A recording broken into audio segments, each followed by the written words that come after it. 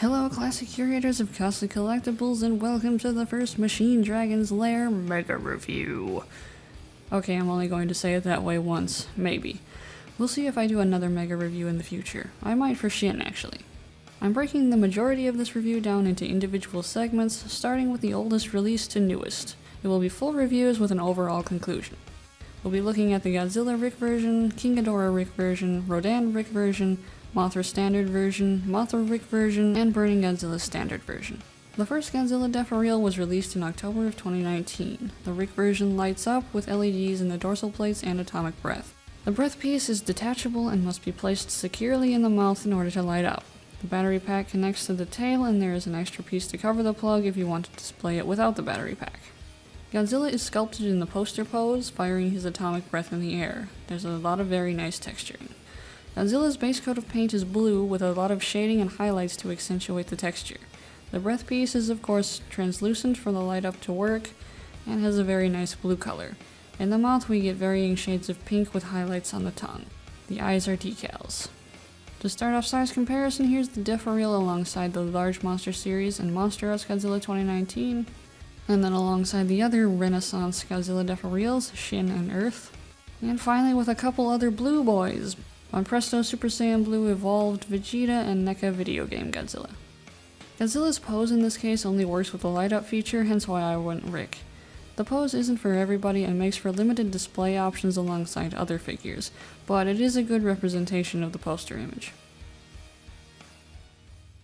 Next up is King Ghidorah. This one released in January 2020 with the Ric exclusive being a light up. The eyes are a static light up and the necks have flashing lights. He also comes with a support stand to place under the center head. Ghidorah is sculpted in a crawling pose. The right head has a closed mouth, middle head has a slightly open mouth, and Kevin has his mouth wide open. Every figure I've seen has that weird bend on Kevin's jaw, so I can only assume it was intentional. As for details, we have a lot. There's a lot of great texturing going on, particularly where the battery pack plugs in. It took me an embarrassingly long time to find that. Sadly on mine, one of the back spikes on the center head chipped off. I never found a piece and didn't hear anything fall, so my best guess is it broke before being packaged. It's not in an obvious spot, but still not ideal. A good amount of collectors aren't totally pleased with Ghidorah's paint. The base coat is muted gold. A common wish is that he have a more overt gold paint scheme. I think it's fine enough as it is, and at least with the Ric doesn't detract from the lights. The spikes down the necks and back are brown, transitioning back to the skin color at the bases. As usual for mouths, we have glossy pinkish paint with black wash. Teeth are off-white. The eyes are translucent yellow plastic.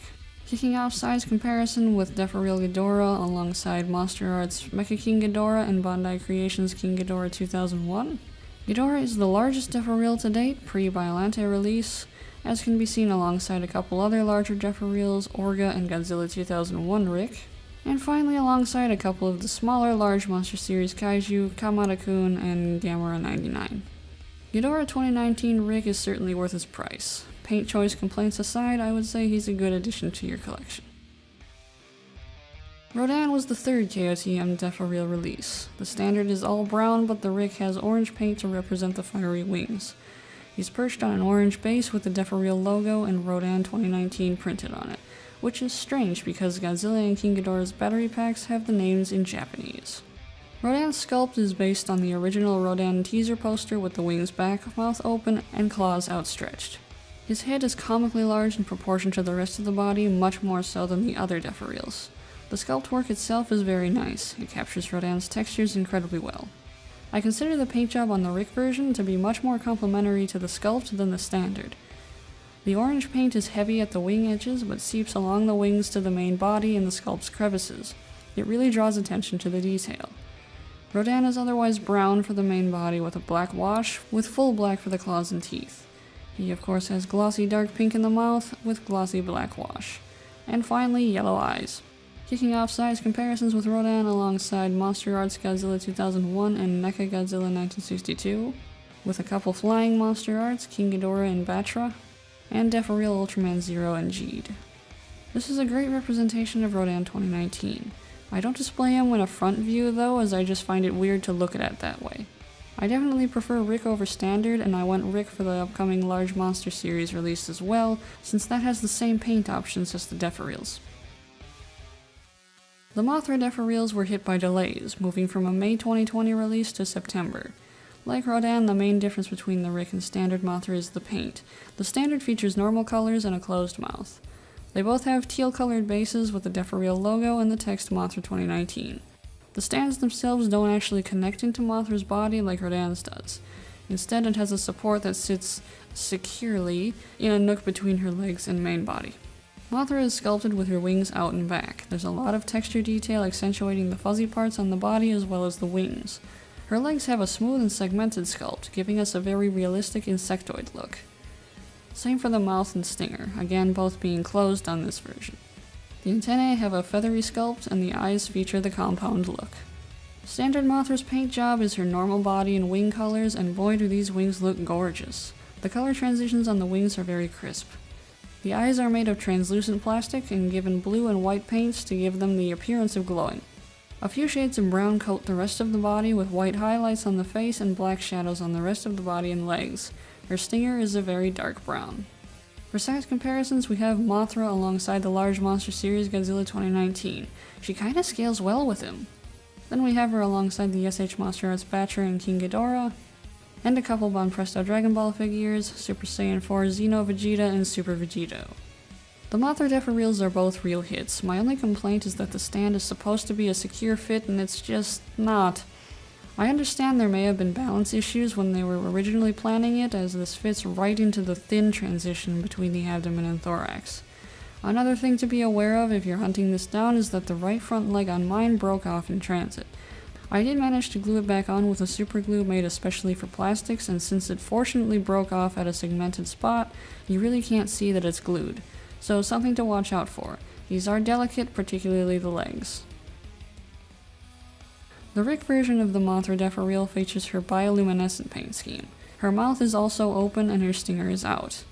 I did a dumb one setting up the stand, and it's not very stable as a result. More on that in the conclusion of this review. If anyone knows how to fix the inside of the base, definitely let me know in the comments. The Ric Mothra's sculpt is mostly the same as the standard Mothra, of course with the exceptions of the open mouth and stinger being out.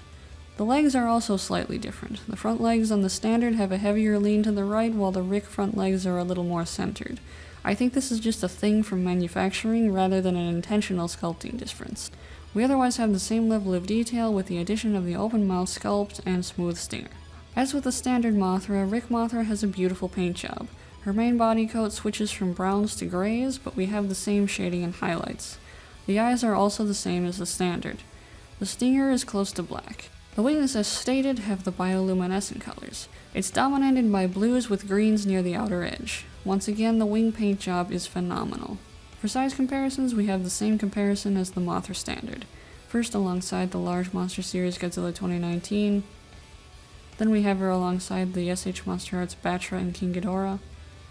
And a couple Banpresto Dragon Ball figures, Super Saiyan 4 Xeno Vegeta and Super Vegito. The Ric Mothra is once again a great addition to this lineup.